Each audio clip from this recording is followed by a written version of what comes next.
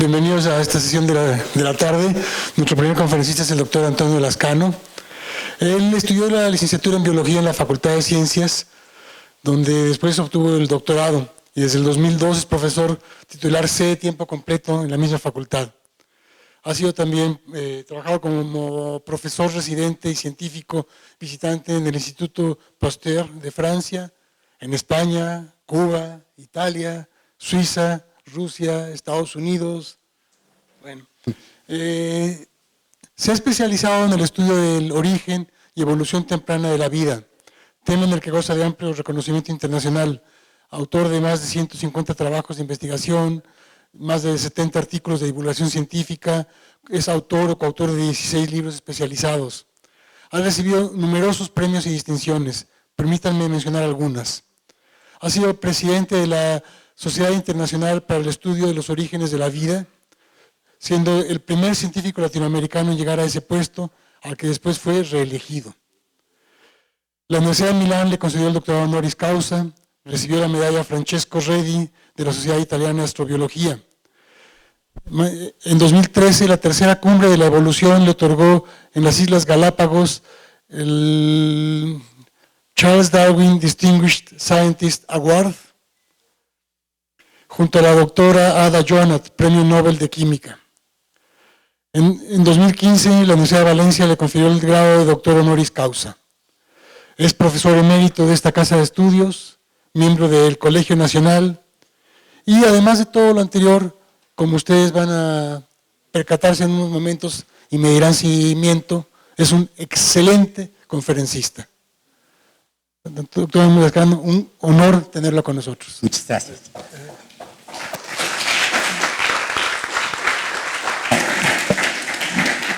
Muchísimas gracias, son muy amables.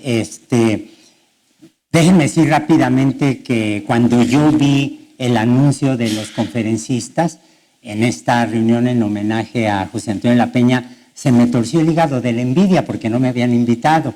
Y de repente, porque los dioses luego favorecen a los pecadores, me habló Pepe Seade y me dijo que si no quería entrar de emergente. Y dije, pero con los ojos cerrados por dos razones, que son: uno, el enorme respeto, cariño, afecto que siento por José Antonio de la Peña, y por el enorme respeto, cariño y afecto que siento por Pepe Seade. Entonces acepté con mucho gusto. Y cuando vi el título de las charlas, dije, pues está muy fácil, porque les puedo hablar de cuál es el futuro en uno de los campos que me interesa enormemente, y es cómo construimos las filogenias, cómo reconstruimos el pasado biológico a partir de distintas evidencias. La única cosa que quisiera hacer, aclarando un punto, cuando leyó tan amablemente Pepe Seade mi presentación, es cuando dijo, fue reelegido como presidente de la Sociedad Internacional para el Estudio del Origen de la Vida, siendo el primer latinoamericano. Hay una tradición latinoamericana que no suelta a uno el poder, ¿no? Entonces, en eso he sido totalmente consistente. Bueno, yo trabajo, como muchos de los amigos aquí saben, en problemas de origen y evolución de la vida, y cuando uno trabaja en origen de la vida se puede enfocar el problema desde dos puntos de vista. Uno puede analizar meteoritos, que es algo que me gusta mucho hacer, porque son una especie de fósil químico de lo que pasó en el sistema solar primitivo, que eso me permite entender qué pasó en la Tierra recién se había formado. O puede uno hacer experimentos como el de Stanley Miller, que también los he hecho, pero la sofisticación de la infraestructura analítica es tal que en los últimos años decidí que mejor me iba a orientar a otra de las cosas que siempre me ha interesado, que es usar la comparación de secuencias para tratar de ver cómo no fue el origen de la vida, pero cómo fueron las etapas muy, muy tempranas, iniciales de la evolución biológica. Mucho de lo que voy a platicar tiene que ver con el trabajo que hacemos en la Facultad de Ciencias, que es realmente un trabajo barato de bioinformática, que hacen los que están sentados en la tercera fila de allí, que decidieron muy amablemente venir. Y en particular me voy a referir al trabajo de algunos de ellos que están sentados por allí. Y lo primero que tengo que decir, y ya sé que esto le va a torcer a su vez el hígado a Pedro Miramontes, es que la biología es una disciplina histórica. Es una disciplina histórica. Yo no sé si se pueda decir que la matemática es una disciplina no histórica, pero los biólogos nos parecemos, por ejemplo, a los cosmólogos o a los planetólogos porque nos interesa construir una narrativa de qué fue lo que ocurrió en el pasado. Creo que los matemáticos no van por allí, pero soy profundamente ignorante de las matemáticas, entonces puedo estar diciendo una barbaridad. Y cuando uno acepta que la biología es una disciplina histórica, una de las primeras cosas que salta a la mente es ¿y cómo representamos nuestra reconstrucción del pasado? Y la tradición occidental es espléndida en ese sentido, que es con los árboles genealógicos. Este es un árbol genealógico de un conde, el conde Ludwig I, el duque, perdón, Ludwig I, que además conde de Württemberg, y pueden ustedes ver cómo él se pone como la cúspide de una larga historia familiar, tanto por el lado materno como por el lado paterno. Su escudo nobiliario no solamente era de alguien que tenía títulos por los 4 costados, que es la frase que usamos en español a veces sin darnos cuenta de dónde viene, es de una gran nobleza por las 4 partes, por los 4 esquemas de las 4 esquinas del escudo, pero en realidad aquí prácticamente todos sus ancestros hasta la Edad Media tenían título y se dan ustedes cuenta que la lectura del árbol, perdón, es bastante complicado. Los mexicanos, en cuanto se da la conquista, desarrollamos el equivalente con los nopales genealógicos, que es algo que la gente ha perdido de vista, pero si ustedes van al Museo de Antropología y tienen los contactos adecuados, van a ver estas maravillas que hablan de la naturaleza mestiza de nuestra cultura. Rápidamente adoptan no un árbol, sino un nopal. ¿Por qué no un nopal en lugar de un cedro? Y ponen sus ancestros de una manera equivalente que están justificando el carácter de la nobleza, si lo quieren llamar así, azteca o tlaxcalteca, que fueron los traidores, como todos sabemos, porque finalmente la corona española validó los títulos que tenían los aztecas. Y esto es parte, para mí, estas imágenes son absolutamente esplendorosas porque de veras demuestran la creatividad que la nueva cultura que estaba surgiendo desarrolla desde un principio. Bueno, un árbol genealógico, cuando lo extrapolamos a tiempos geológicos, se convierte en lo que los biólogos llamamos un árbol filogenético o un árbol evolutivo. ¿Qué fue lo que nos precedió en el tiempo? ¿Qué fue lo que precedió a los seres vivos actuales? Y en realidad eso es algo que proviene desde luego de la obra de Darwin. La idea de los árboles es más antigua, pero cuando realmente se empiezan a formalizar es, por supuesto, con la publicación del Origen de las Especies en 1859. Hay muchos dibujos de Charles Darwin sobre árboles evolutivos, pero este en particular a mí me gusta mucho porque se dan ustedes cuenta que hay 3 especies hipotéticas actuales conectadas históricamente, pero para mí lo más interesante es que las líneas que los conectan son líneas punteadas, que en la iconografía occidental siempre está planteado como una hipótesis, no como un hecho fehaciente. Nuestra reconstrucción del pasado biológico siempre es una hipótesis. La represento con un árbol y si la biología no coincide con el árbol, lo que está mal es el árbol, no la biología. Atrás de la construcción del árbol hay toda una teoría matemática a la que yo soy ajeno, pero que me encantaría que esta charla, esta interacción sirviera para que interaccionáramos un poco más, para que los biólogos aprendiéramos cómo ven ustedes los árboles y nosotros les explicáramos qué esperamos de un árbol evolutivo. Pero el punto básico que quiero enfatizar es todo árbol evolutivo es una hipótesis de relación filogenética. Lo mismo pasa con las genealogías. Cuando uno reconstruye su pasado familiar, puede resultar que el abuelo no era el abuelo biológico. Eso es una realidad. Cuando se hicieron los análisis de paternidad en Islandia, decidieron no publicar los resultados porque el 25% de la población islandesa no es hija de los papás que creen que son sus papás. Entonces, también un árbol genealógico presenta exactamente los mismos problemas. Ahora, Darwin propone la idea de que todos los seres vivos, todos, la enorme diversidad pasada y presente es resultado del proceso de evolución vía la selección natural a partir de una población ancestral y se le ocurren los árboles como el modelo natural para representarlos. Pero al mismo tiempo Darwin escribe en El Origen de las Especies cómo la hipótesis de los árboles se puede utilizar para tratar de ver la relación de las lenguas. Y él dice explícitamente que si tuviéramos una buena clasificación de las razas del hombre, Darwin es una persona de sus tiempos, podríamos tener la mejor clasificación de las distintas lenguas que se hablan ahora, incluyendo las extintas.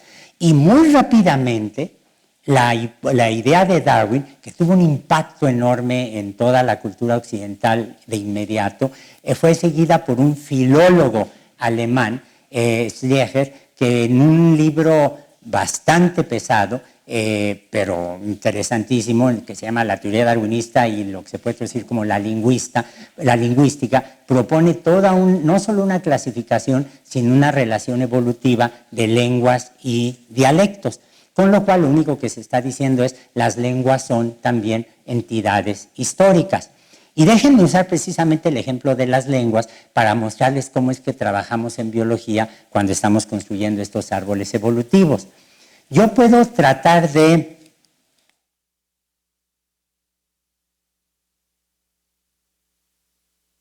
¿Podemos ver la que sigue, por favor? Bien, yo puedo tratar de ver las relaciones que hay entre distintas lenguas, por ejemplo, el español, el italiano, el francés, alemán, inglés, latín, usando una palabra que tiene el mismo significado en todas ellas, que es la palabra madre.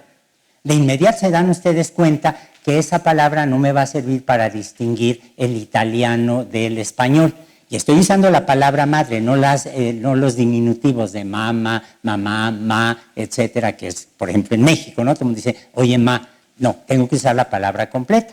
Y si yo trato de ver la correlación que hay entre estas distintas lenguas, creo que salta a la vista de inmediato que madre y mère en francés se parecen mucho más que mother y mutter como un conjunto que se parecen más entre sí. Como todas tienen un origen común, claramente puedo decir, bueno, hay una relación histórica, evolutiva entre estas 4 lenguas. Aquí se dan ustedes cuenta, y esto es clarísimo, curiosamente para los biólogos estudiantes de biología les cuesta trabajo entenderlo, para los matemáticos desde luego que no. Da lo mismo que haga yo este árbol así. ¿Podemos pasar la que sigue, por favor? O a que dibuje el árbol así. Pero los biólogos son muy reacios a este tipo de dibujo porque da la sensación que mother y mutter son primitivos y que la evolución va para arriba. Pero también se dan ustedes cuenta que es completamente equivalente a que lo dibuje así. Y dibujado el árbol, ¿no? En el problema de la figura es el de que me está ya sesgando en un cierto sentido, daría la sensación que el alemán es la lengua más antigua que da origen al inglés por un lado y a las otras lenguas.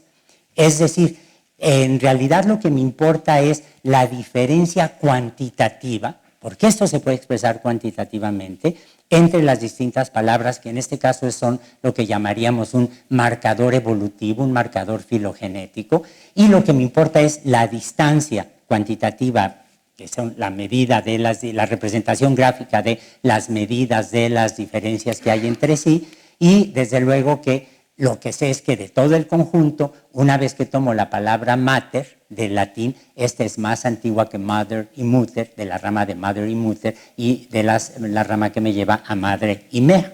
Es decir, cuando yo enraizo, que es lo que la palabra que usamos, un árbol evolutivo, se puede establecer la polaridad del árbol. ¿Qué significa la polaridad del árbol? Simplemente ver en qué dirección está cambiando las entidades que estoy viendo. Claramente, el latín es más antiguo que el inglés, el alemán, el francés y el español, o el italiano, acuérdense que aquí no podemos distinguir, pero al mismo tiempo eso me permite enfatizar algo que es muy importante, que les cuesta mucho trabajo entender a los físicos y a los matemáticos, y es que en biología no hay organismos primitivos hoy en día. Ningún organismo es primitivo. Cualquier bacteria tiene la misma historia evolutiva tan compleja que puede tener un orangután. Y en el árbol queda perfectamente claro, porque se dan ustedes cuenta que el latín es antiguo, pero no es primitivo. Si no, acuérdense de cómo sufrimos todos con las declinaciones, rosa, rosa, rosa. O sea, allí vemos claramente que el refinamiento lingüístico del latín me está diciendo que en modo alguno estoy trabajando con una entidad primitiva, estoy trabajando con una entidad antigua. Con lo cual quito un valor que que no corresponde a la realidad cuando estoy haciendo mis relaciones evolutivas. Bueno, ahora, hay una serie de ejemplos que si quieren más adelante, si alcanza el tiempo, podemos ver con las lenguas, pero el punto básico, es que yo puedo usar otras palabras y puedo reconocer cómo se modificaron en el tiempo. Por ejemplo, en México decimos nana a la señora que nos cuida o a la señora que nos amamanta. Y descubrí hace un par de años, y eso lo tengo que platicar con don Miguel León Portilla, que hay algunos pueblitos del Estado de México, fíjense qué maravilla, donde se le dice a la señora que nos amamanta la chichinana, que es una palabra maravillosa. No usamos la palabra chichi porque la gente no dice en la radio hay que prevenirse contra el cáncer de chichi porque es un problema de clase. O sea, estamos marginando las lenguas indígenas. Pero chichinana me parece una palabra maravillosa. En francés, nana se dice nunu, como todos sabemos. Shakespeare, en Romeo y Julieta, usa la palabra nurse, que ahora usamos para una enfermera, porque se acuerdan en la escena del balcón, cuando están allí en plena seducción, Julieta le dice a Romeo, my nurse is calling me, ¿no? Tiene que regresar. Entonces es la nana, pero también se dice nanny, que se puede usar perfectamente bien. En italiano se dice bambinaya, bambino y nana, es claramente está relacionado, pero en España se usa la palabra aya. Entonces esto me llamó mucho la atención en alguna ocasión y dije, ¿de dónde viene la palabra haya? La palabra haya es árabe y la incorporó el español, el castellano en España de una manera natural, sin ningún problema. Pero en España la palabra nana es una canción de cuna. Entonces se dan ustedes cuenta que la palabra nana en España como canción de cuna sigue como algo asociado a los bebés. Es decir, yo puedo ver en el contexto específico de la lengua lo que puede estar relacionado originalmente con el cuidado de los bebés, claramente. Y en biología podemos hacer exactamente lo mismo. Por ejemplo, aquí están ustedes viendo una secuencia de aminoácidos de una proteína, cada letra representa un aminoácido distinto.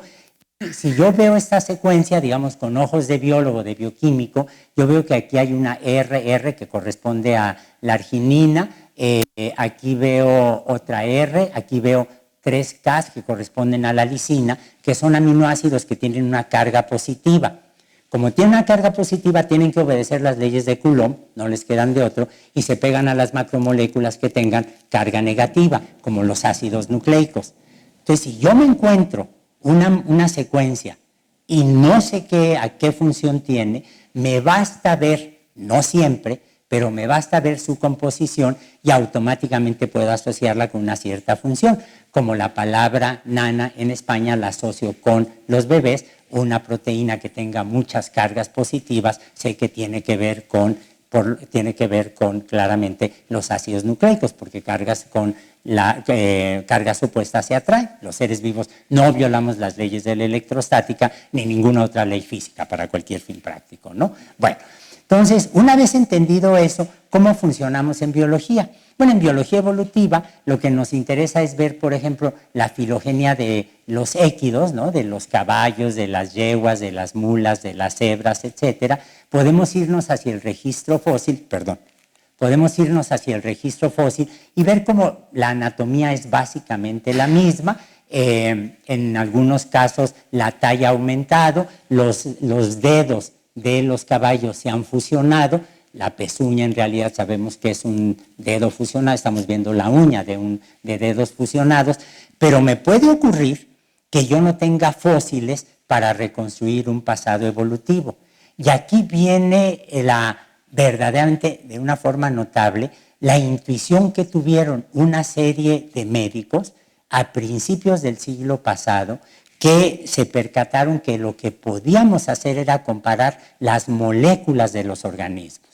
George Nuttall era un médico muy distinguido, hijo de un británico, un estadounidense. Yo tengo la impresión que la mamá era una de esas Dollar Princesses que se fueron a Inglaterra y se convirtió en uno de los médicos más distinguidos de Inglaterra y era el que atendía a los Rothschild, a los Norfolk, etcétera, muchos de los cuales tenían zoológicos privados. La nobleza europea de principios del siglo pasado era un poco como los narcos de ahora, que tienen sus cocodrilos, sus hipopótamos, tenían zoológicos privados. Y entonces Nuttall, en 1904, lo que hace es les pide sangre de sus animales, de los zoológicos privados que tenían, y empieza a hacer pruebas inmunológicas para ver qué tanto se parecen las sangres de un hipopótamo con la sangre de una cebra, con la sangre de un caballo. Y publicó este libro, que se puede bajar de la red, y el libro es un tomo de este grueso aburridísimo, porque son tablas y tablas y tablas y tablas de las reacciones inmunológicas. Pero las 4 primeras páginas, que son de la introducción, son absolutamente deslumbrantes, porque allí él demuestra cómo puedo aplicar el darwinismo a nivel molecular, a nivel inmunológico, que es una actitud, una estrategia de una audacia intelectual enorme. Ahora, Nuttall tenía una relación con México que también descubrí un poco por casualidad. Tenía una hermana, Celia Nuttall, que se casó, se vino a México, hizo una colección de restos arqueológicos, de piezas, compró un códice Nuttall que tenemos en el Museo de Antropología y se compró esta casa en Coyoacán, la casa donde vivió Octavio Paz, y es una maravilla la mujer, miren los churretes con los que se peinaba y demás, ¿no? Pero se enamoró perdidamente de México y me cuenta un amigo en el Colegio Nacional, Eduardo Matos, que era una mujer que se ponía pantalones y en los años 30 andaba en las excavaciones en el país colectando piezas que luego donó para México. Entonces es una familia interesante. Pero desde el punto de vista de la charla, lo que es más interesante es lo que va a decir Nuttall. Está diciendo aquí, miren, una propiedad común ha persistido en la sangre de cierto tipo de animales durante épocas que han pasado de su evolución a partir de un ancestro común, y esto a pesar de las diferencias de alimento y el estilo de vida. La persistencia de las relaciones, la persistencia química, la persistencia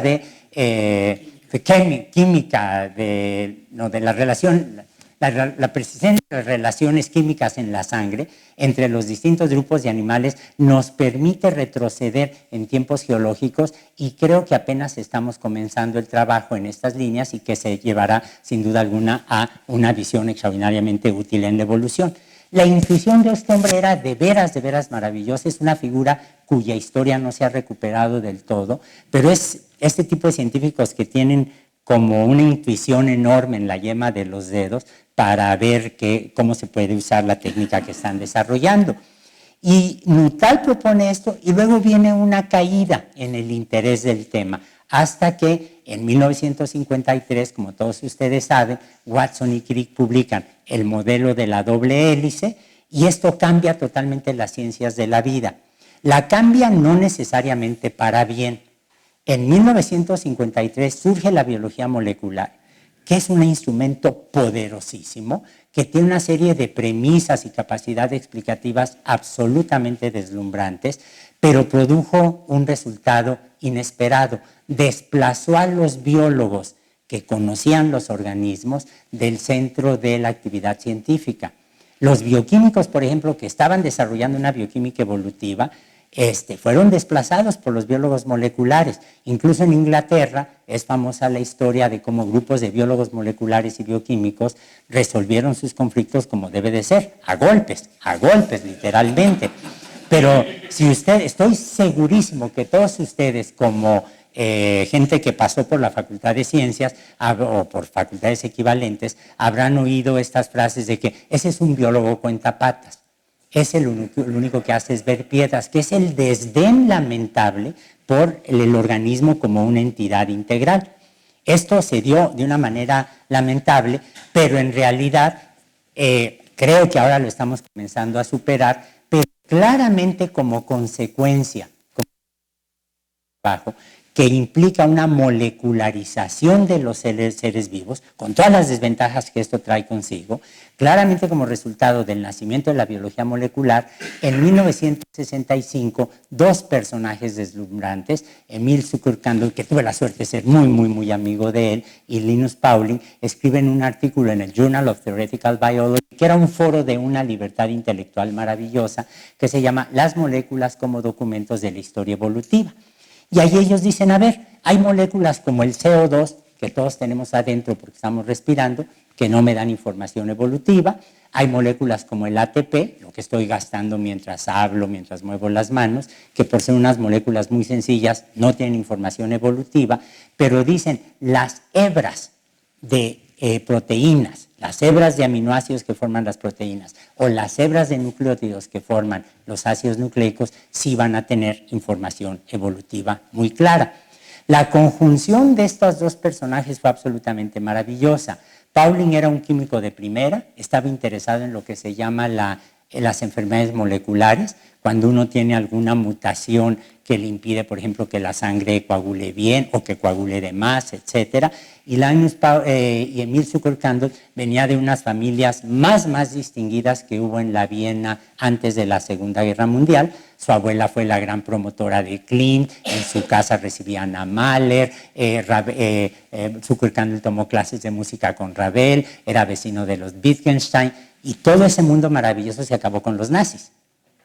A Emile Zuckerkandl, 18 miembros de su familia murieron en los campos de concentración. Entonces, yo encuentro maravilloso esa conjunción espléndida de saberes, de pasados, etcétera, que permite un refinamiento intelectual, no solo científico, sino intelectual, y hablar con Emile o ver sus artículos, de veras que era un ejercicio científico, académico y cultural absolutamente maravilloso.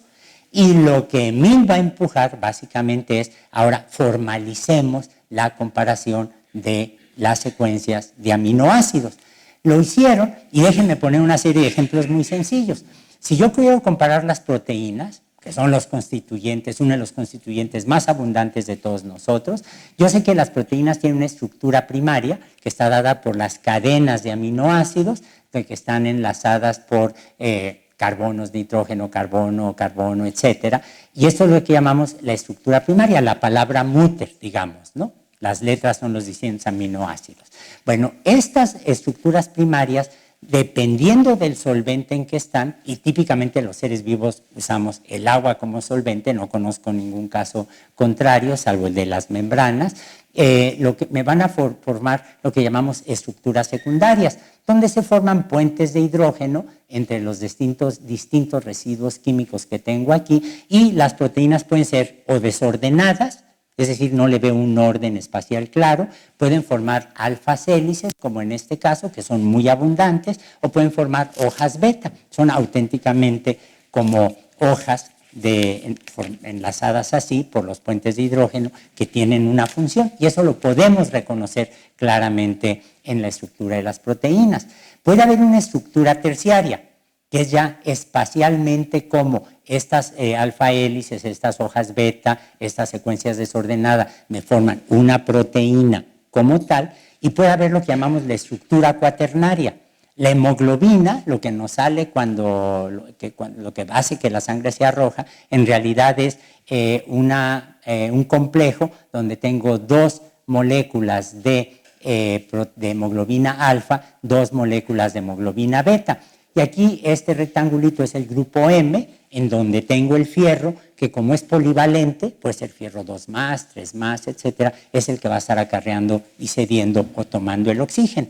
Entonces se dan cuenta que aquí la armazón, el ensamblaje de toda la proteína, ¿cómo se dice scaffold en español?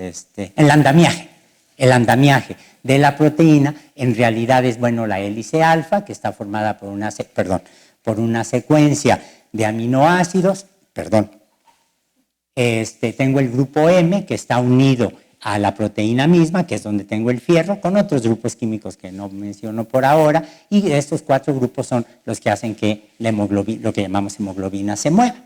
No podemos, eso lo debo decir, es un gran problema en biología. No puedo predecir la estructura terciaria de una proteína a partir de la secuencia de aminoácidos. De igual manera que si me encuentro palabras aisladas digamos, en una tableta cuneiforme, no puedo predecir cuál es la obra que está descrita allí.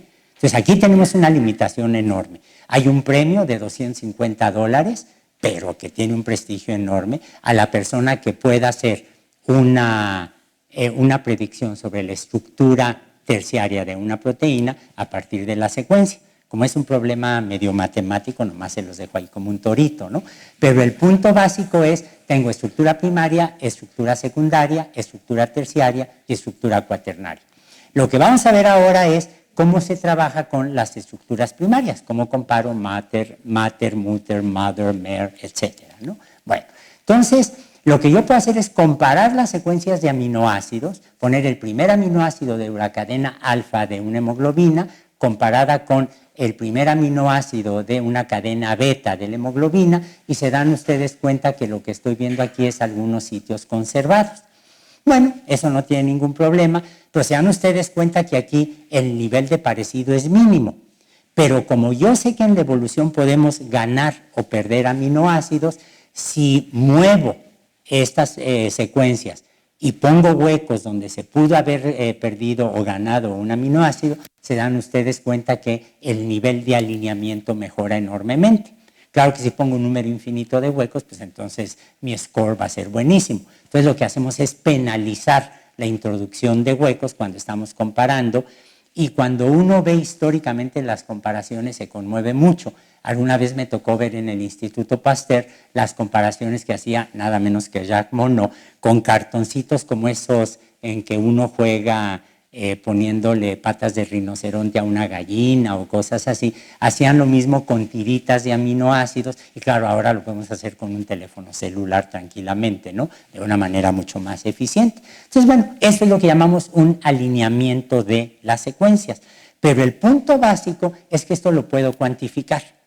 Y una vez que lo cuantifico, me doy cuenta que una alineación incompleta o mala no me habla de la relación evolutiva. Una buena alineación me está mostrando la relación evolutiva muy clara de la molécula alfa y la molécula beta de hemoglobinas. ¿Cuál es la interpretación que damos? Hubo una duplicación genética en el pasado. Había un gen que codificaba para una proteína ancestral, se duplicó y luego empezaron a diverger, que eso es algo muy frecuente en biología y en las lenguas incidentalmente, ¿no? Bueno, hecho esto, esa comparación la puedo expresar, la puedo comparar, hacer mis comparaciones con una matriz, me va a dar un valor de similitud, y con eso construyo mis árboles evolutivos. Y aquí ven ustedes un árbol evolutivo que es una representación cuantitativa de la relación entre los distintos organismos que están viendo aquí a partir de la comparación de la mioglobina, que es una molécula muy parecida a la hemoglobina, la que usan las ballenas, por ejemplo, para almacenar oxígeno y permanecer horas abajo del agua sin ningún problema. Aquí esto me dice que hubo una duplicación de genes, uno me llevó a la mioglobina actual, otro me llevó a las hemoglobinas, hubo una segunda duplicación de genes y esto me llevó hacia la subunidad beta o a la hemoglobina beta, y esta es la subunidad alfa. Y esto es un método, lo quiero decir muy claramente, extraordinariamente reduccionista. O sea, uno de los grandes problemas en que legítimamente podemos ser criticados quienes aplicamos estos enfoques, esta metodología, es el reduccionismo extremo que estamos usando como premisa y como método, en ambos sentidos. Pero al mismo tiempo, se dan ustedes cuenta que si comparan un humano con un simio, con una vaca, con un pollo, con un pez, efectivamente un anatomista o una paleontóloga me diría claramente el humano y el simio son más parecidos entre sí, ambos somos primates, la vaca, el ancestro de las vacas divergió antes, los pollos divergieron antes, los peces teleósteos, el robalo, el salmón, etcétera, divergieron después de que se separaron los peces cartilaginosos como los tiburones. Entonces se dan cuenta que a pesar del reduccionismo del método tan brutal, los resultados que obtengo pueden ser extraordinariamente representativos de la biología de los organismos. Tengo que tener cuidado metodológicamente de ver las duplicaciones, de ver los alineamientos, de ver que no haya lo que llamamos transporte horizontal, que es un problema en donde las filogenias moleculares están teniendo un valor extraordinario. Ustedes saben que en los hospitales tenemos el problema cada vez mayor de la resistencia a los antibióticos y es un caso de transporte horizontal. En México decimos pizza, un término que viene del napolitano, que se incorporó sin ningún problema en el español. En Estados Unidos dicen taco, que es un término que se adaptó perfectamente al inglés viniendo de México. Serían casos de transporte horizontal y con los genes puede pasar lo mismo y esto lo puede descubrir en un árbol evolutivo. Bueno, ahora, hay un punto que quisiera hacer notar. Este árbol que les estoy mostrando es un árbol que resulta de la comparación nada más de las secuencias. Pero no se olviden que la molécula tiene una conformación en 3 dimensiones, que es precisamente lo que le hace tener actividad catalítica. Yo puedo comparar la molécula alfa de la hemoglobina alfa con la molécula humana también de la mioglobina y se dan cuenta que son extraordinariamente parecidas, pero por ejemplo aquí tengo parte de una hélice alfa en la hemoglobina humana que no veo en la mioglobina. Es decir, yo puedo hacer esta superposición de las estructuras terciarias y no van a ser idénticas. Y en evolución lo que nos damos cuenta es que la identidad de los monómeros de la estructura primaria es siempre mucho menor que la identidad estructural a nivel tridimensional. Dicho de otra manera, una llave me va a servir para abrir la cerradura, aunque sea de color verde, aunque sea de aluminio o aunque sea de bronce, mientras tenga la estructura terciaria que le permite abrir la cerradura. Lo mismo pasa con las proteínas.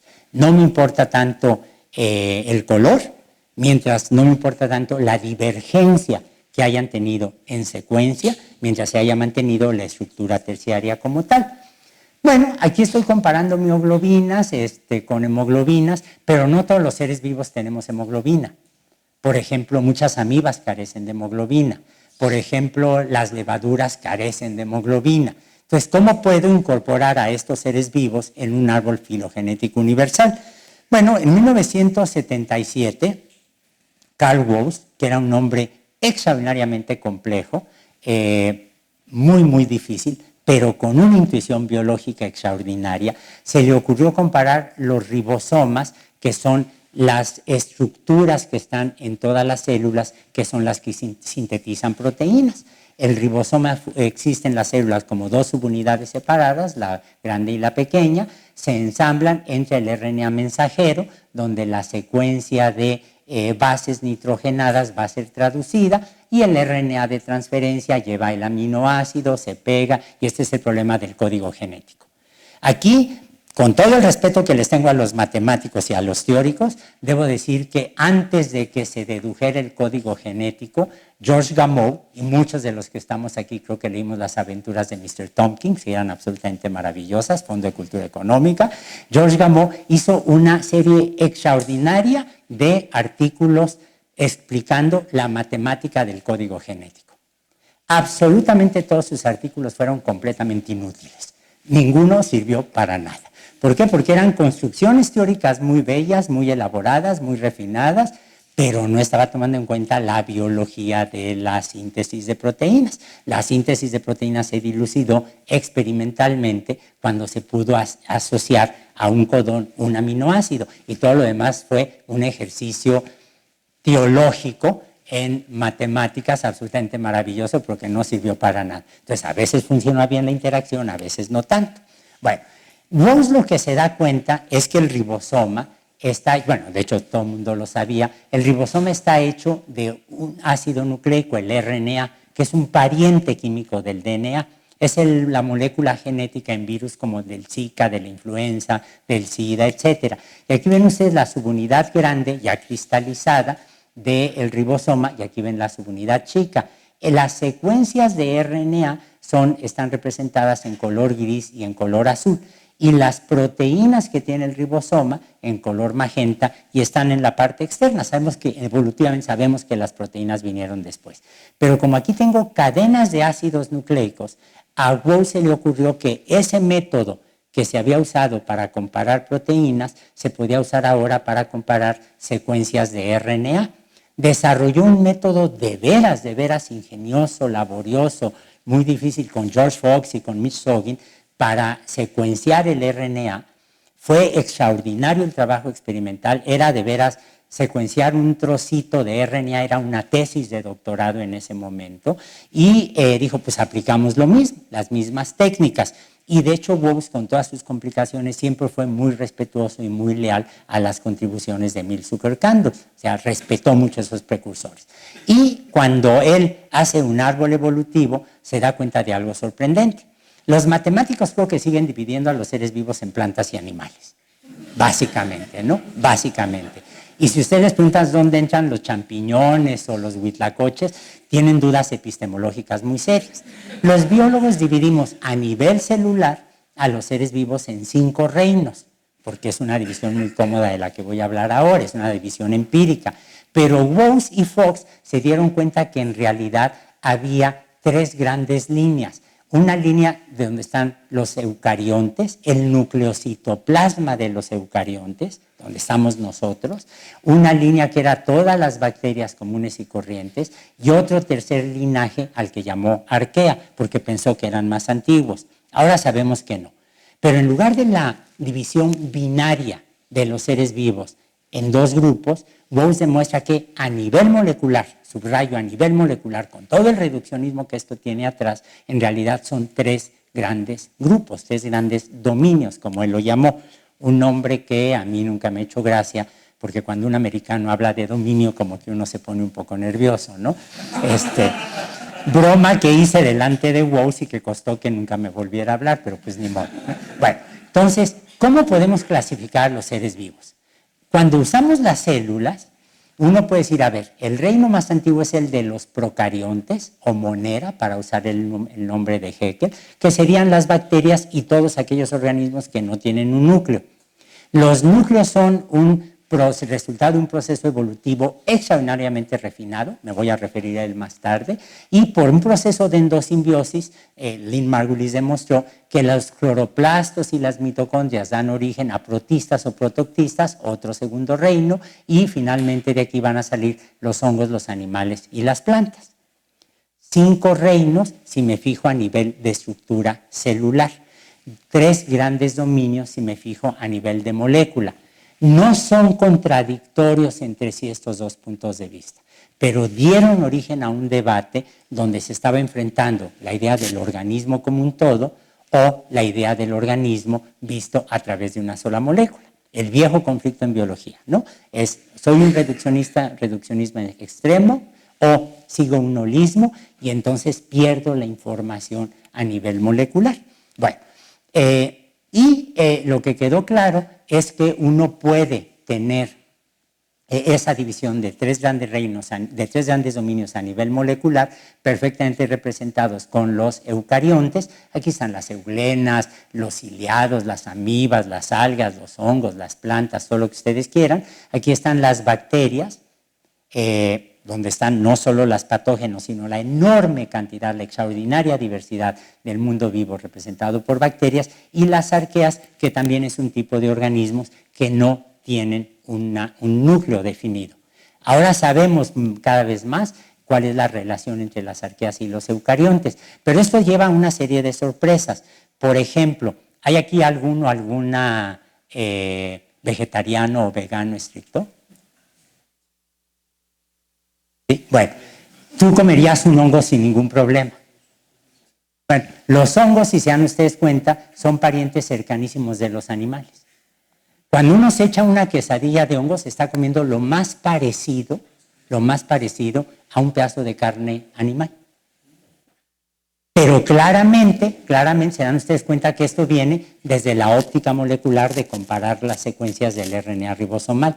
Esto no crean que tiene nada más esta aplicación para molestar un poco a los veganos o a los vegetarianos. Tiene otras consecuencias. Por ejemplo, uno de los grandes problemas que enfrentaban los enfermos inmunodeprimidos por quimioterapias en cáncer, por VIH, etcétera, eran las infecciones que causaban neumonías en neumonías. Y resulta que el organismo que los estaba matando, él se llama Microsporidia. Algunos biólogos tradicionales ya habían dicho, oigan, los Microsporidia parecen hongos. No les hicieron caso, pero cuando Mitch Sogin comparó las secuencias, dijo, oigan, los Microsporidia son hongos, son parientes cercanísimos de los hongos. Utilicemos los antifúngicos para tratar a una persona que tenga una infección de Microsporidia y en ese momento ningún paciente que tenga una neumonía por estar inmunodeprimido se nos debe morir. Ninguno. ¿Por qué? Porque sabemos cuál es el tratamiento adecuado. Entonces, tiene una perspectiva teórica maravillosa y tiene aplicaciones prácticas muy directas. Pero también, entre las perspectivas teóricas, lo que a muchos nos comenzó a interesar era, bueno, ¿y cómo eran los ancestros de estos organismos? Porque estamos hablando aquí ya de un tiempo geológico muy antiguo, poco tiempo después de que hubiera aparecido la vida. Y entonces, el problema que se presentó muy rápidamente era cuál era la naturaleza biológica del último ancestro común. Y uno puede funcionar como un contador público titulado. Uno puede ver cuáles son los genes que tengo aquí, cuáles son los genes que tengo aquí, cuáles son los genes que tengo aquí, y la intersección de esos genes, los que comparten, teoría de conjuntos, me va a decir cuál era el complemento genético de la población ancestral, acercándome mucho, desde luego, a épocas muy, muy antiguas de la biosfera en el planeta. Bueno, lo que hacía uno era decir, a ver, comparo todos los genes disponibles de bacterias, todos los genes disponibles de arquea, todos los genes disponibles de eucaria, y la intersección me va a dar el conjunto de genes del último ancestro común, the last common ancestor. Y se dan ustedes cuenta que los colores aquí hay dos tonos de colores, porque tal vez las secuencias habían divergido un poco y ya no estábamos tan seguros de que efectivamente esto correspondiera al conjunto original. De igual manera que un americano típico está convencido que pizza es una palabra que se originó en Minnesota o en Arkansas y no una palabra italiana. Bueno, Wose y Fox, cuando publican su artículo, dijeron, bueno, ese ancestro común es una entidad hipotética en la cual la separación de fenotipo y genotipo aún no había ocurrido. No se habían hecho la distinción entre el material genético y la expresión del material genético como tal. Pero a mí se me ocurrió, ¿por qué no hacemos un inventario, así de veras, como contador, ¿por qué no hacemos el inventario de los genes compartidos en una época en la que no había bases de secuencia, en una época en la que no había PubMed, en una época en la que había que hacerlo a mano recorriendo la literatura? Y entonces llegamos a la conclusión, junto con Joan Oró, mi amigo, un profesor, un colega de Cataluña en Houston, George Fox, al que Oró había contratado para la Universidad de Houston, el mismo Fox de aquí, en que en realidad esa población ancestral era parecida a bacterias. Cuando publicamos esto, Wose dejó de hablarle a Fox, o sea, las personalidades, ¿no? Aquí son absolutamente fascinantes. Y lo dejamos allí. Pero luego, como todos ustedes saben, se ha desarrollado la posibilidad de secuenciar genes muy rápidamente, muy rápidamente. En este momento tenemos miles de genomas de una gran diversidad biológica y descubrimos a diario. Hoy podemos secuenciar el genoma de una bacteria en 2 o 3 horas y nada más para que se den una idea, tenemos cerca de 3,000 genomas de humanos para ver cuáles son las relaciones que tenemos las distintas etnias, los distintos grupos y poder, por ejemplo, ver las tendencias a ciertas enfermedades o ver la evolución de las lenguas, etc.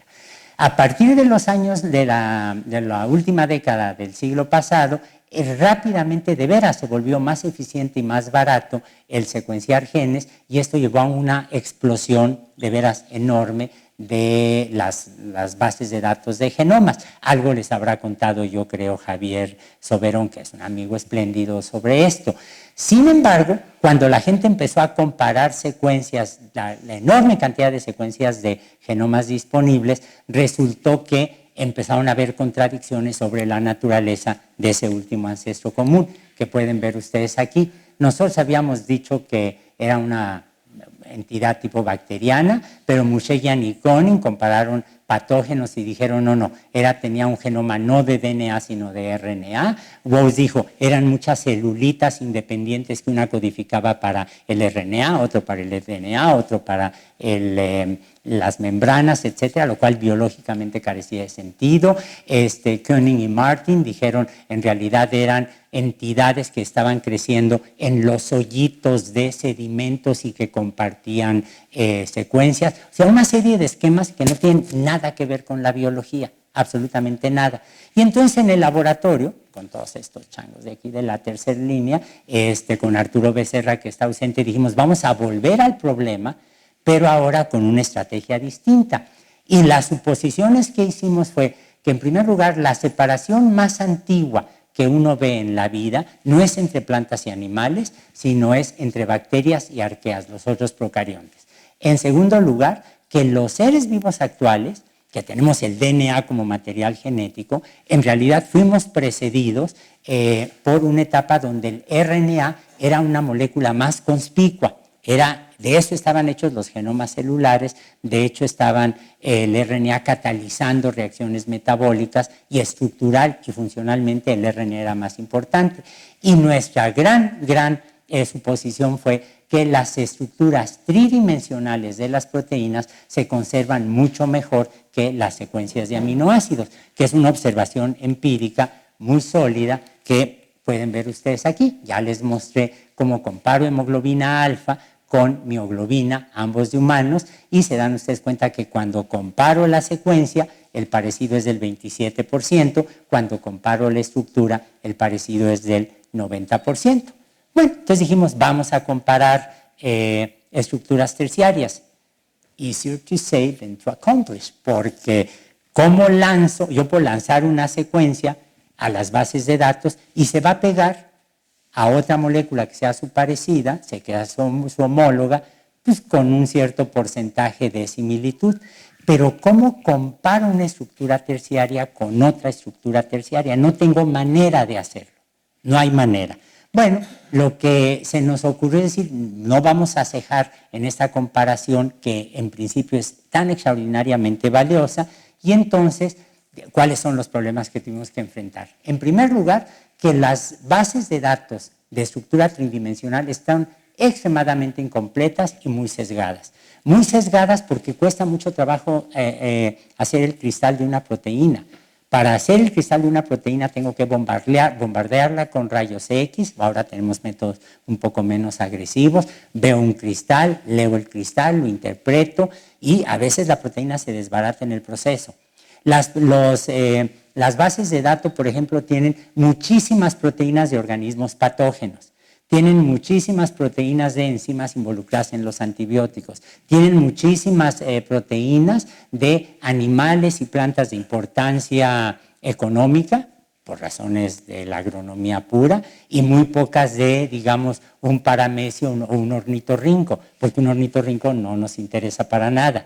Tenemos muchas, es decir, en términos económicos, tenemos muchas proteínas de virus patógenos, pero, por ejemplo, año con año hay epidemias brutales que matan a amibas.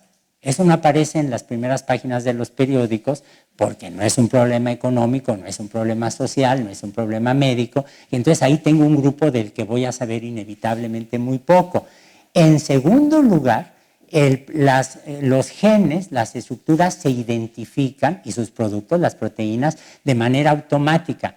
Como tenemos una cantidad tan brutal de genes, lo que decimos es, a ver, le asigno este nombre porque se parece a esta molécula, pero no necesariamente me está hablando de la biología de la molécula o de la biología del organismo. Es como decir, a ver, todos los mexicanos son chaparros.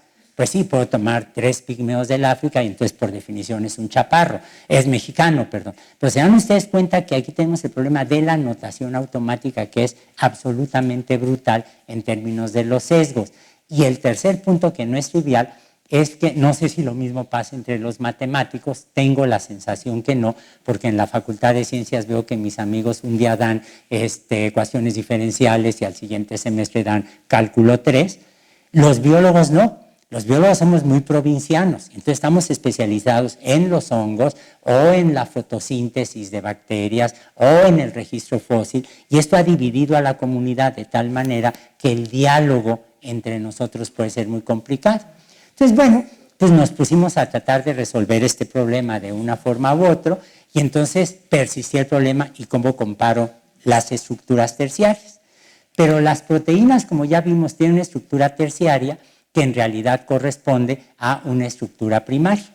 Y entonces lo que se nos ocurrió en el laboratorio fue, usemos los dominios perfectamente definidos. Es muy claro que aquí estoy hablando de una proteína con dos dominios distintos. Usemos la secuencia de aminoácidos de uno de los dominios con la secuencia de aminoácidos con otro de los dominios, y eso sí puedo lanzarlo sin ningún problema automáticamente con la computadora, de suerte tal que yo puedo lanzar una proteína que tenga estos tres dominios, puedo encontrar una proteína que tenga este tipo de arquitectura, es el nombre que usamos formalmente, y esta va a ser homóloga, pero esta que puede estar compartiendo dos dominios en un orden diferente, tiene un origen biológico diferente o hace una función totalmente diferente.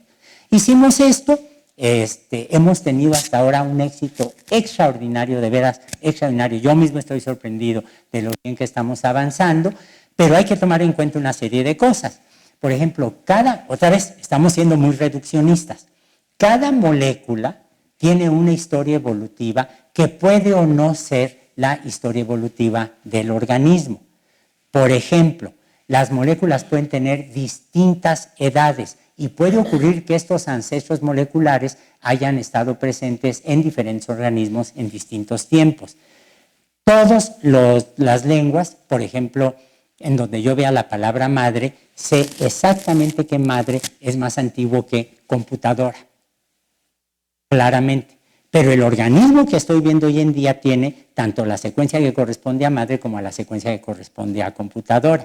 Entonces tuvimos que ir distinguiendo estas diferencias entre las moléculas para usar lo que de veras fuera muy antiguo, lo cual implica un conocimiento de la biología, lo cual es maravilloso porque estamos aprendiendo mucha biología en el proceso, pero se dan ustedes cuenta que es el tipo de problemas prácticos, pero con una dimensión teórica que no es trivial.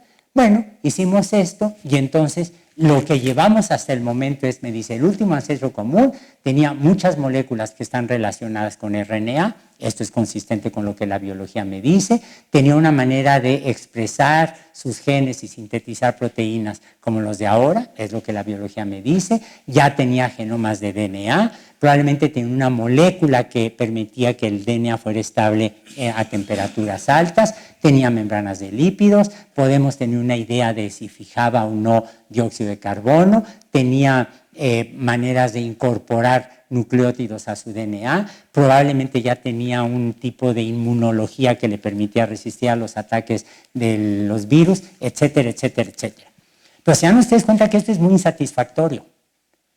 Intelectualmente es profundamente limitante, nos molesta mucho, nos irrita mucho, porque es una lista de nueva cuenta de contador público titulado. Se dan ustedes cuenta que tiene esto, esto y esto, y de veras que los seres vivos no funcionamos así. De hecho, lo que no tenemos que perder de vista es que el uso de los genes o sus productos es una demostración clarísima del poder metodológico de una actitud reduccionista.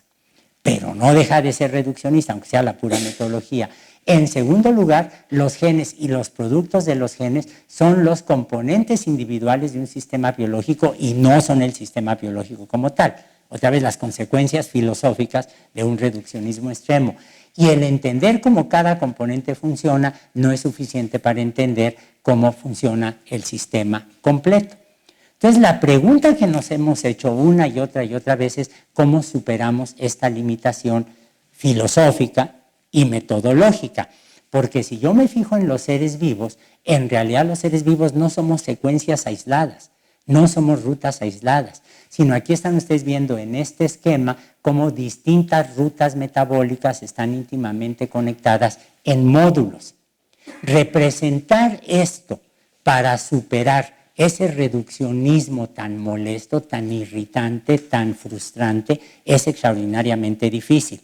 Pero entonces se nos ocurrió si no podemos tener una visión holista hacia el interior de la célula, vámonos hacia el exterior de la célula. Y cuando nos vamos hacia el exterior de la célula, pasa lo que es absolutamente fascinante. Miren, me encontré hace un mes, una cosa así, en Alemania, con una colega que hace biogeoquímica, y ella decía, ¿cómo superamos las limitaciones en biogeoquímica? Y mostró esta diapositiva, está tomada de su trabajo, de un diseñador suizo que se llama Berli. Y aquí ven ustedes una ramita de pino. Y él, que es muy suizo, dice, bueno, esto en realidad es equivalente a tener los palitos y las agujitas. Lo que nosotros estamos haciendo, y somos los primeros en reconocerlo, es caer en este reduccionismo que es totalmente ridículo. Esto no me representa, este listado de genes no me representa lo que son los seres vivos. ¿Cómo supero esta limitante?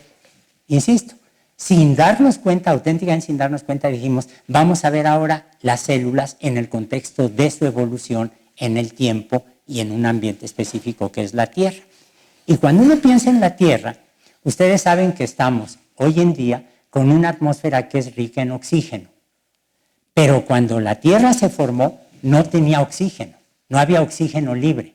Cuando la Tierra se formó, tenía una atmósfera rica en CO2, rica en hidrógeno en algunas partes, con metano, con amoníaco en lugar de nitrógeno, y durante un buen rato la atmósfera fue lo que llamamos una atmósfera anóxica, hasta que la invención de la fotosíntesis, la invención biológica de la fotosíntesis en bacterias transforma todo el planeta. A veces no nos damos cuenta que los microbios no nada más es lo que nos provoca pie de atleta o un absceso en la boca. Los microbios cambiaron la química completa del planeta. Al desarrollarse la fotosíntesis, a usar el agua como donador de electrones, se empieza a liberar oxígeno y la atmósfera dio un brinco que más o menos podemos datar, podemos datar como hace unos 2.500 millones de años más o menos, y la actividad biológica fue tal que el planeta cambió. Ningún planetólogo, ningún astrónomo que se preocupe por la evolución de la Tierra puede explicar la química de la Tierra, el pH de los océanos, la composición de los sedimentos, sin tomar en cuenta la actividad biológica que cambió toda la atmósfera. La Tierra es excepcional en todo el sistema solar, de hecho es excepcional en todo el universo, porque el universo es básicamente reductor. Tenemos mucho hidrógeno, ya se los habrá dicho Luis Felipe Rodríguez cuando estuvo aquí. Pero la Tierra, si se dan cuenta, es un oasis de oxígeno por la actividad biológica. De manera discreta, callada, sin pretensiones, los microbios fueron cambiando poco a poco toda la atmósfera y el planeta es ahora rico en oxígeno. El brinco en oxígeno no fue directo. Parece que hubo una serie de intentos, el registro geoquímico es complicado, etcétera, pero cuando la vida apareció, no había oxígeno, de hecho eso permite que la vida aparezca. Los eventos que les estoy describiendo del último ancestro común creemos que se dieron más o menos por esta época, y cuando se empieza a acumular el oxígeno, de repente las células enfrentamos un problema. El peor enemigo de los compuestos orgánicos no es otro compuesto orgánico, sino es el oxígeno. Cuando ustedes parten una manzana, un plátano, se empieza a poner café, la reacción se llama de Browning, porque se pone de color café y porque la descubrió un químico que se apellidaba Browning, que es un caso maravilloso. Pero se pone café porque se están oxidando, se están descomponiendo los compuestos orgánicos. Aquí lo que ocurrió fue que al darse la evolución en presencia del oxígeno, de repente hay una presión de selección enorme en contra de los seres vivos. ¿Qué implica esto también desde el punto de vista geoquímico? Bueno, si no hay oxígeno, yo lo que voy a tener es el fierro en solución. El fierro cuando se oxida se vuelve un sedimento y se precipita. Si no hay oxígeno, voy a tener una cierta cantidad de azufre en solución, pero luego va a aumentar. Si no tengo oxígeno, tengo muy poco zinc en solución, pero en cuanto empieza a haber oxígeno, el zinc se vuelve más disponible y todos los eucariontes, todos los seres vivos que tenemos una célula con núcleo, usamos mucho el zinc para interaccionar con el DNA. Entonces, claramente puede uno ver cómo la acumulación de zinc también coincide con la presencia de eucariontes. Es decir, puedo correlacionar la geoquímica del planeta con la evolución de procesos metabólicos. Y entonces dijimos, sin darnos cuenta, tenemos aquí una posibilidad de tener una visión integrativa, no hacia el interior de la célula, sino hacia el exterior. Y déjenme ponerles un ejemplo al respecto para terminar, que es la tesis de maestría de Wulffy, que está ahí sentado. A ver, si yo me fijo en las distintas proteínas, en las distintas enzimas, las puedo clasificar en distintos grupos, pero se dan ustedes cuenta que todas ellas usan de distinta manera y en distinta proporción distintos minerales. No todos los distintos elementos, perdón. No todos los elementos han estado siempre disponibles para los seres vivos. El zinc, como les decía yo, este es un elemento que en el pasado temprano de la vida no estaba tan disponible.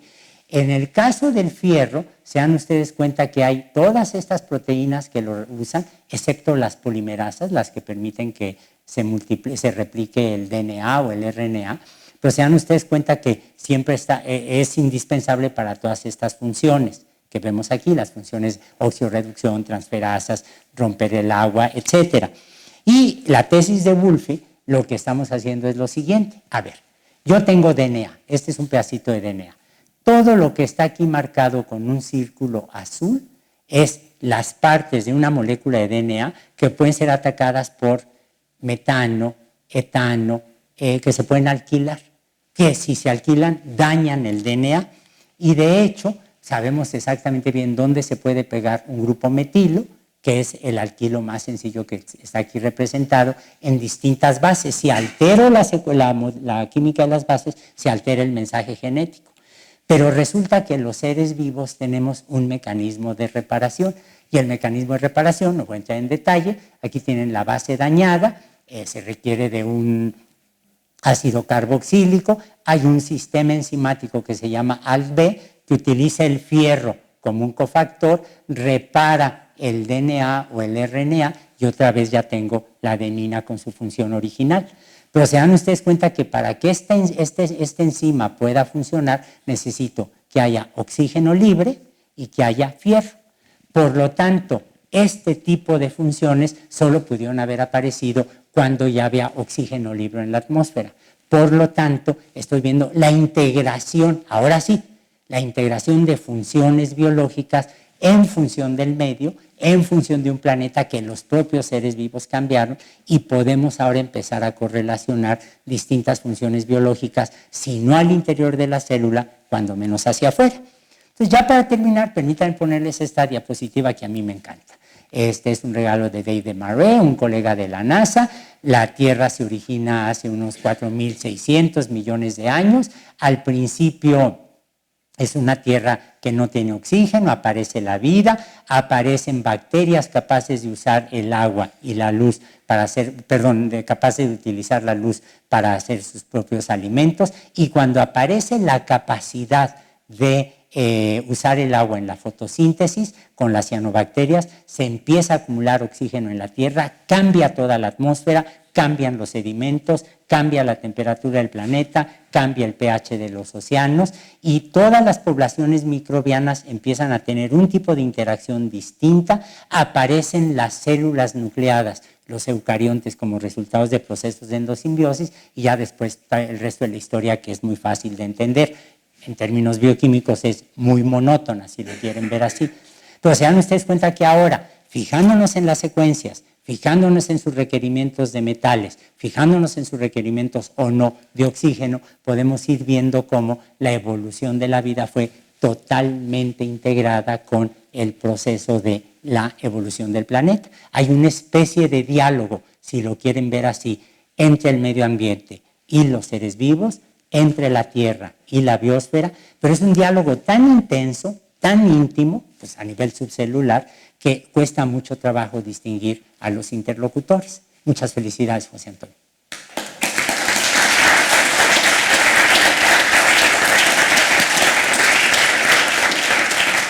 ¿Quieres que haya preguntas? ¿Preguntas o comentarios? A ver allá. Del vegetariano se van. Pues sí.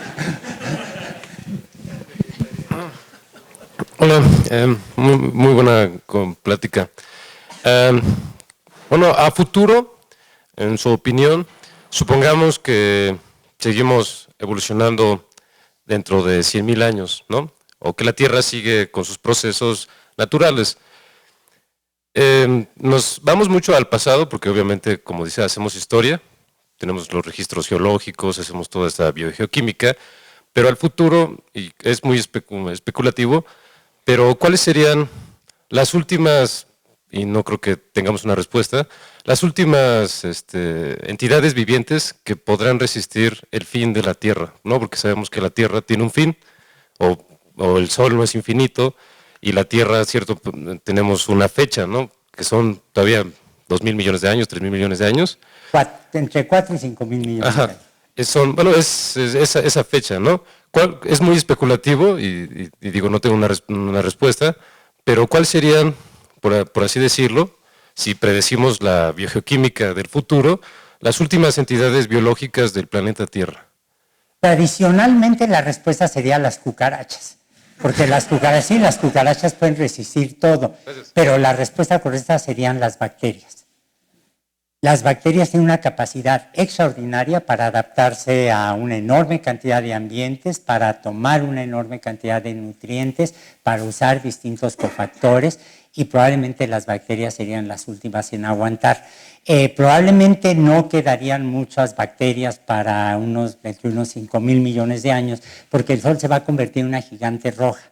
Entonces, al convertirse en una gigante roja, se le acaba el hidrógeno en el núcleo, empieza a producir menos energía, el Sol se va a ir expandiendo, probablemente se va a comer muy rápidamente, primero Mercurio, luego Venus, luego la Tierra, y creemos que llegaría más o menos a la altura de la zona de los asteroides. Eso es lo que aprendí en astronomía hace muchos años, pero probablemente sigue siendo válido.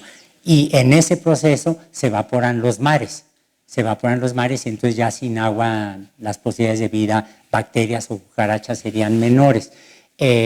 Porque como decía don Artemio del Valle Arizpe, algo tendrá el agua para que la bendigan. ¿Otras preguntas?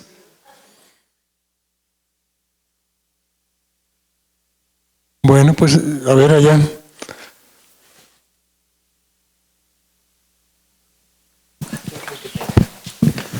Pues yo tengo una pregunta sobre la relación entre la biología y las matemáticas. Supongo que la relación entre la física y las matemáticas a lo mejor tiene más historia y a lo mejor ha sido más claro cómo aplicar las matemáticas directamente, ¿no? en la física, pero como dijiste en tu plática, parece que la relación entre las matemáticas y la biología no siempre ha sido tan, no siempre ha tenido tanto éxito.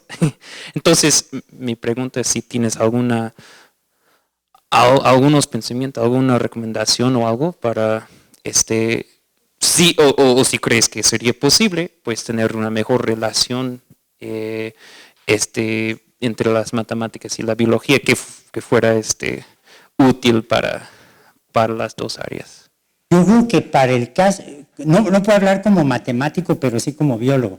Yo creo que la relación entre las dos disciplinas no solamente existe, sino que deberíamos procurar desarrollarla.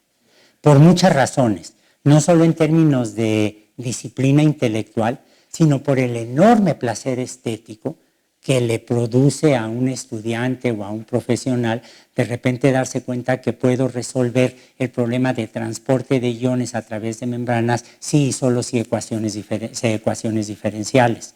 Entonces yo creo que allí hay una... ¿Cuál es una de las virtudes de las matemáticas? Bueno, primero probablemente yo creo que es una de las bellas artes, básicamente. ¿Y qué? Eso no le quita ningún valor epistemológico, ningún valor teórico, ni mucho menos, en primer lugar. En segundo lugar, la capacidad de desarrollar un pensamiento abstracto es algo que los biólogos no siempre son formados en esa idea. En tercer lugar, uno puede encontrar ejemplos prácticos, como estos que acabo de mencionar de membranas. Y en cuarto lugar, habría que decir que finalmente, subyaciendo la bioinformática, hay una serie de principios matemáticos de los cuales los biólogos a menudo no estamos completamente claros. La deuda que tiene la bioinformática con la matemática es perfectamente clara, pero no siempre ni la enseñamos ni la sabemos. Hay un punto adicional que yo creo que es muy importante. Yo, cada vez que enseño un árbol evolutivo, me encuentro matemáticos que me dicen, esto es una cosa de teoría de nodos o teoría de redes, algo así, pero nunca me he sentado a platicar con alguien para aprender lo que hay atrás de eso, en este caso concreto. Pero luego, además, cuando uno revisa la historia de las dos disciplinas, yo creo que lo fascinante, la gran lección es que siempre que hay más de dos campos de la cultura que interaccionan, hay una serie de resultados extraordinarios.